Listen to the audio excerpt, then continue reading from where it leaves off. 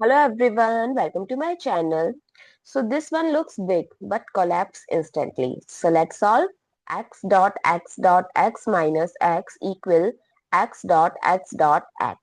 Here dot means multiplication. So we can write x dot x as x cube minus x equal x dot x as x cube. Now bring out all the terms together.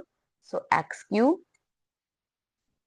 minus x cube equals 0. So we can cancel out this positive x cube with negative x cube. So negative x equals 0 and x equals 0. So the final answer is x equals 0. So let's verify this. So x cube minus x equal x cube. So 0 cube minus 0 equals 0 cube. So it's 0 minus 0 equals 0. Yes. So it's verified. So very simple but great for warm up. So let's continue with more videos like this.